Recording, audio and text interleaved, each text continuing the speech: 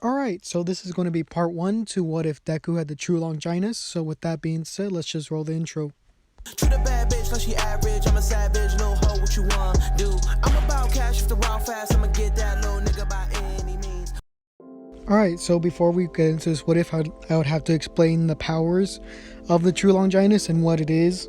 So, as you know, a Longinus is a sacred gear that a human or half human is born with from the series High School DxD. So most people are familiar with either the boosted gear or divine dividing. And I'll tell you this, right? Those two sacred gears are actually mid-tier Longinus, right? And you know how powerful they are. So for them to be mid-tier, the true Longinus is a high tier, right? And just going off of those two, it has to be really powerful. So the true Longinus is basically the first Longinus. Its lore is that it's the spear that basically pierced Christ or Jesus that when he was on the cross. You could see this in like a lot of like art that has Jesus on the cross. You can see like a Roman soldier kind of like poking him with a spear. That's basically the true Longinus. So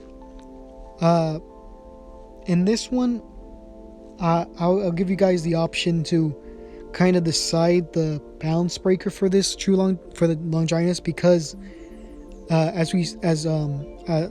I did my research, right, they don't have the what's it called, the balance breaker for this true Longinus, the true Longinus out yet. They have the name for it, and I'll tell you in a second, but basically it hasn't been revealed, and from what I've read, they're probably not going to reveal it for a long time. So if you guys have any ideas for it, then you guys can tell me. Like a sacred gears like balance breaker does not have to be like a kind of suit like the boosted gear is and divine dividing. So the name of the balance breaker, there's actually two names for it. One is like some German name, and I'm not going to try to pronounce it because I can't, and the other one's just like the translated name. I don't think it's exactly translated, but it's just like the English version. So the balance breaker's name is called Holy Spear of the Pure White Knight. And when they mean knight in this instance, they don't mean like a knight like in the suit of armor, but night as in like the time of day. So yeah, if you guys have any ideas for what the balance breaker should do, then you guys can tell me. So let's get into the actual kind of powers that it has. There's some general powers that it has, like it's able to extend the staff, kind of like the power pole from Dragon Ball, but it could also make kind of like blades of energy, and this could be really effective against any, anything that's like devils or anything like that. So yeah, it could also do like generic blast of like energy and things like that. So let's get into the actual like main abilities, right? So these are the kind of, it's kind of like a subspecies of the actual balance breaker, at least that's what it said on the wiki, right? And they're like 7 orbs, right? And each orb does a different job, but they all look similar, so it's gonna be hard for enemies to kind of distinguish them. So the first one is called the Wield Treasure. These all have like a Japanese name, I believe, but I'm not going to say. I'm just going to say the translated names. So the first one's called the Wield Treasure, and basically it destroys weapons, right? So that's whatever, I believe it's whenever the orb touches a weapon, then it would be destroyed. I don't think it works on sacred gears, but I would believe it would work on like normal weapons. The second orb is actually called the Female Treasure. This basically stops the powers of females for a short period of time. The next treasure is called the Horse Treasure. This basically lets the user teleport anything that the orb touches. This includes himself, so he's able to teleport with this. The fourth treasure is actually called the Pearl Treasure. This basically lets the user redirect attacks that are coming towards the user. So I don't know the kind of exact how much you could do it. I don't know if it's just like, oh, instead of going towards me, it goes to the left or right, or I'm not sure if it could even like send it back to the the person who like attacked him. I'm not sure the kind of potency or the strength of this ability. You guys can decide, because I don't want to make it like where it's like accelerator, where he's able to like reflect anything, but maybe like he's able to redirect it like to the side of him or anything like that. So let's move on to the what was it, fifth one? That's actually called the Elephant Treasure. This allows the person to, whatever the orb touches, it basically gives the ability to the user to be able to lift that object. So if there's a large, like, I don't know, let's say truck, if the orb touches it, the user would be able to lift it up. So the one after that is called the Household Treasure. This basically, or called Householder, it basically lets the user create a warrior-like being or creature. I don't know too much about this one. When I read on the wiki, it referred to another sacred gear, I believe, but I didn't have time to look into that one. So yeah. And then the seventh one is called the General Orb or Treasure. Basically, it's said that it's the strongest attack or the strongest orb out of all of them. It does a very powerful attack, and that's all the information it has on it. I believe it's like a blast. I'm not sure though. And then there's a extra ability that this true Longinus has, and it's basically called the Truth Idea. So the kind of theme of this kind of Longinus is that inside this kind of spear lives, or it has the will of the God of the Bible. So that's kind of trapped inside of it. So what this truth idea does, it performs a miracle, basically. A miracle on whatever the person holding it or the wielder basically wants. I believe it's stronger depending on the ambition on the character who has it in their possession and things like that, right? So, yeah. Like I said at the beginning, tell me what kind of thing you want for the balance breaker, and then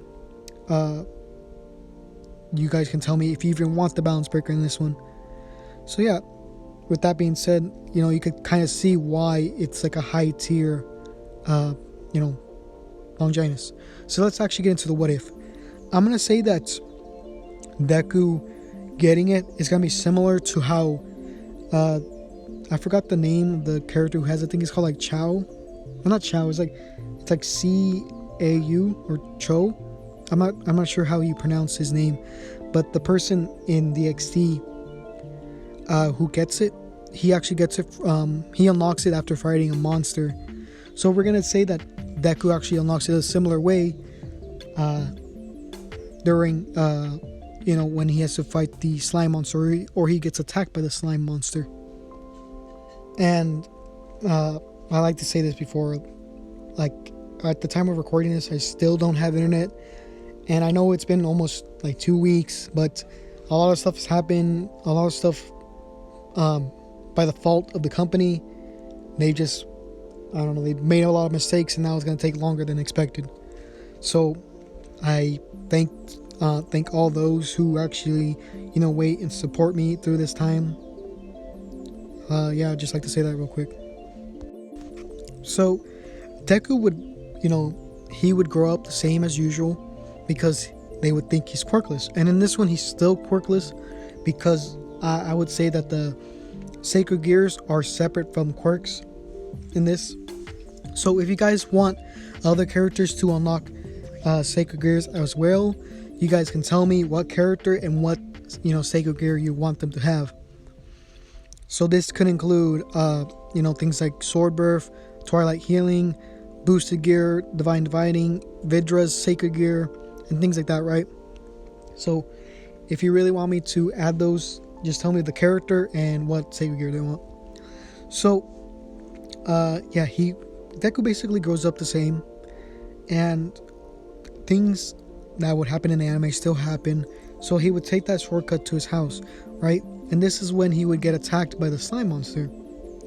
And as he's getting covered by the slime, and he's almost, about to lose consciousness, this is when he unlocks his sacred gear, which is the true Longinus. So he would basically act on instinct, right? And his true Longinus would basically it would extend kind of like the power pole, pushing him out of the kind of slime monster, right? So after this was done, Deku, or Deku basically, because he would still have that nickname, he would get out, and he wouldn't use any of the orbs. He would kind of make like a blade out of the holy energy and kind of slice the slime monster, right? But it wouldn't do too much damage, and basically he would just buy time for All Might to come and save him. So as you know, as this happens, this when All Might would come and do that kind of punch to the air to make that shockwave to knock out the villain. Deku in this one would not grab onto the back of him because he'd be in shock of what he just did, and he wouldn't have had that thought process of holding on to the back of All Might so he could ask him that question.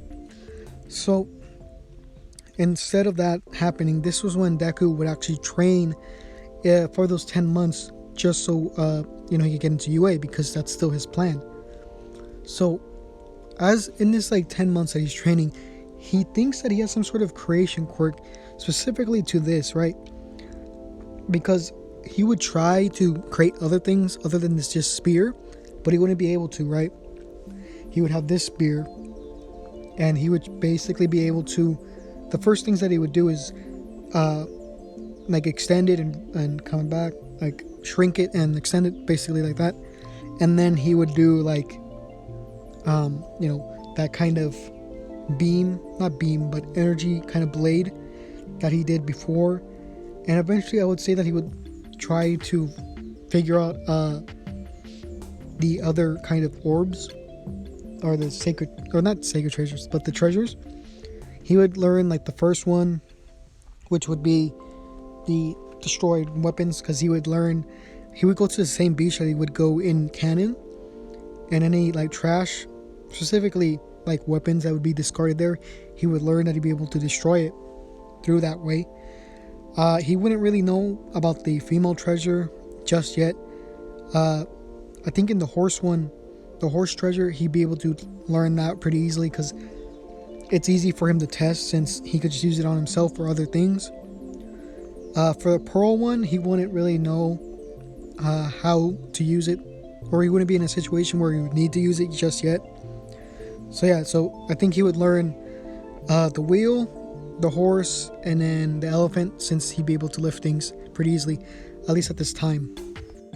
So in this one, Deku would train and how combat, basically, on how to use a spear in combat, and he would get superhuman levels of strength, because I believe that possessors of the sacred gear are able to achieve a superhuman level amount of physicality, just how the user of the true Longinus has in the anime. So yeah, so on the day of the entries exam, Deku, I think he would do the same as he would on the kind of written part, right? So he would still do the same there, but then on the kind of combat part where he has to fight the robots, he would actually do pretty well. I don't think he would trip, because he'd be a lot more confident, since he would be more physically fit, and he would think that he has a quirk. So I don't think Deku at this time would know that he has a sacred gear or Longinus, because unlike boosted gear and divine dividing, I don't think that the true Longinus has a personality within it. It doesn't have the soul of a dragon where it could talk to him or anything like that, to my knowledge, right?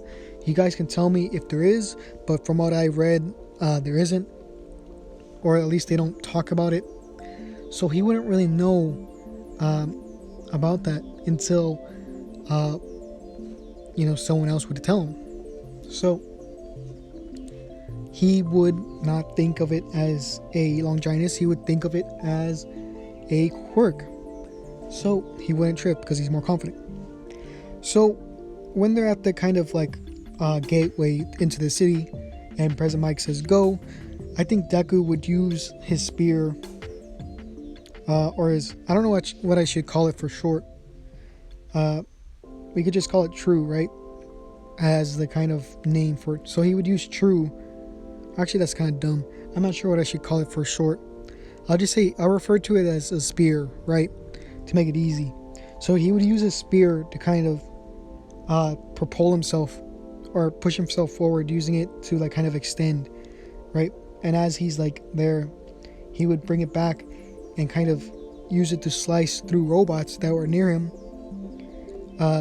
with pretty ease, right? He would do it with ease, and then he would use his kind of horse treasure to teleport him around and slice through things like that.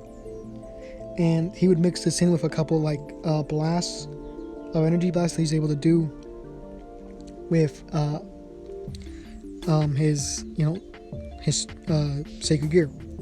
So we would come to the point where everyone starts running away, right? And there's screams, right? And everyone's running away from those screams. And Deku's kind of confused on what's happening. So as everyone's running away, he sees like this robot coming around a corner, right? And it's the giant 0 pointer, and he thinks of running also, but instead of running, he hears someone's voice, and it's a girl screaming. And going on instinct, he decides to go that way, and he actually uses the kind of the horse treasure to teleport him there. And this is when he charges up an attack, right?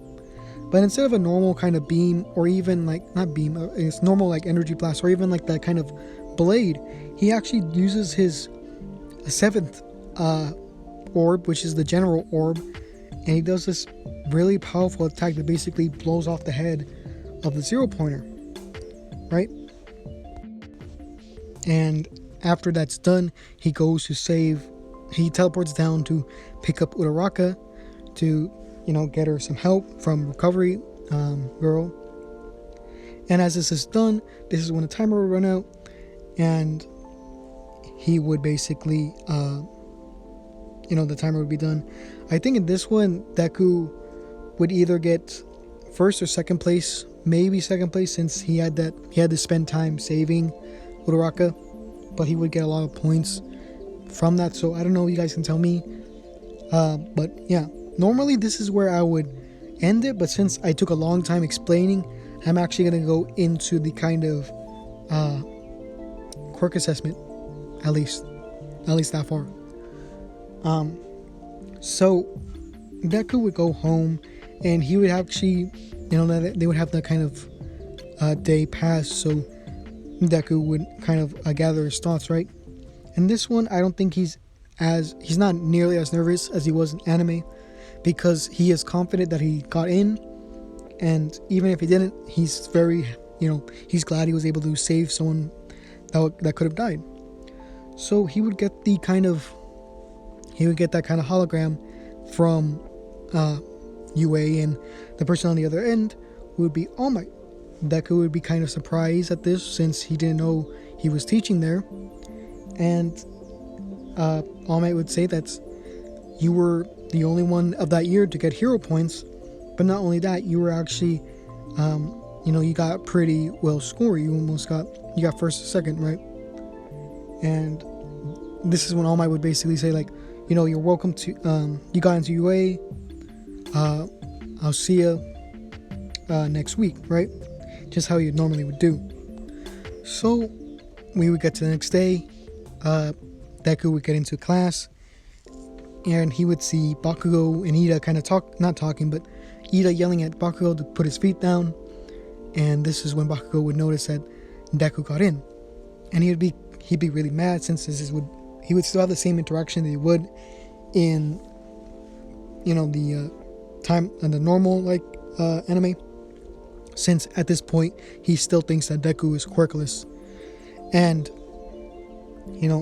as he's like trying to yell at Deku, this is when Uraraka would come in, and basically introduce herself and thank him for saving him. And she would ask him like what's his quirk, since she's kind of confused on what it could be, since he's always carrying around this kind of spear, right?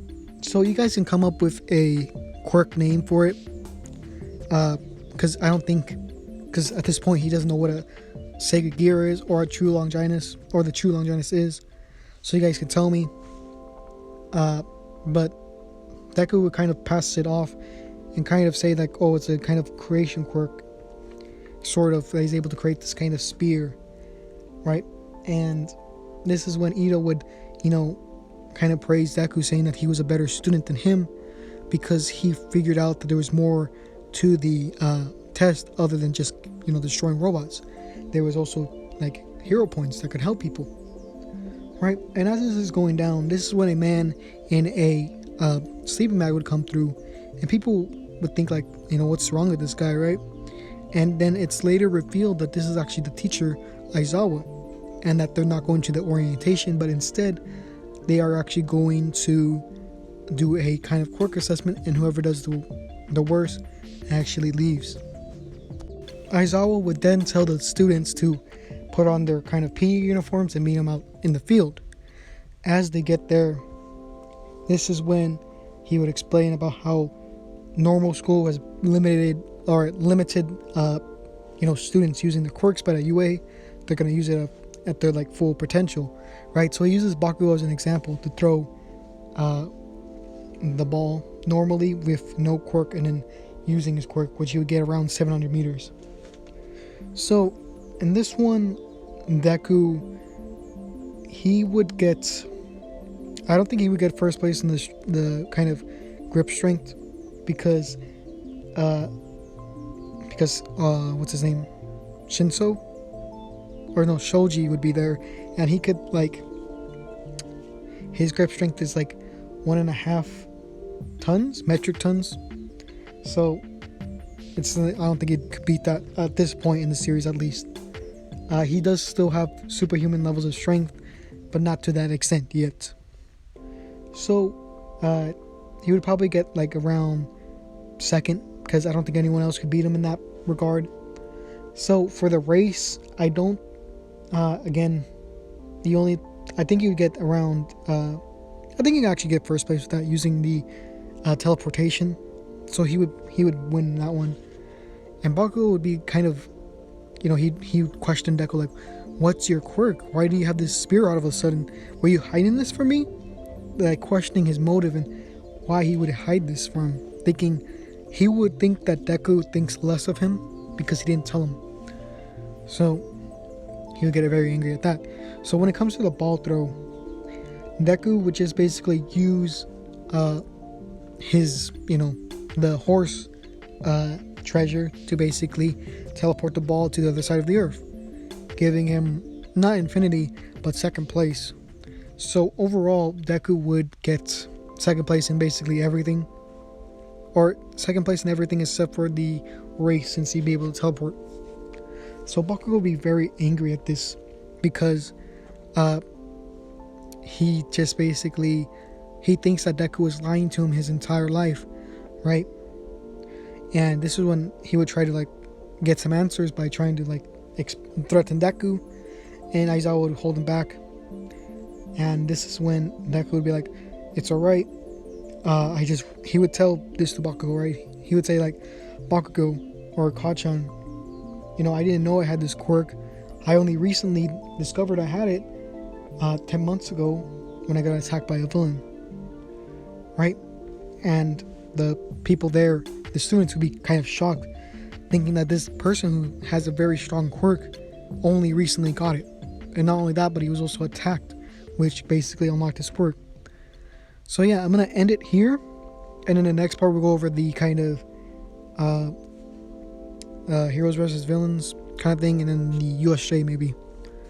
So yeah, I'll end it here, and you guys tell me what you want for the balance breaker and any short-term names for the kind of spear. So with that being said, this is going to be the end of the video. So yeah,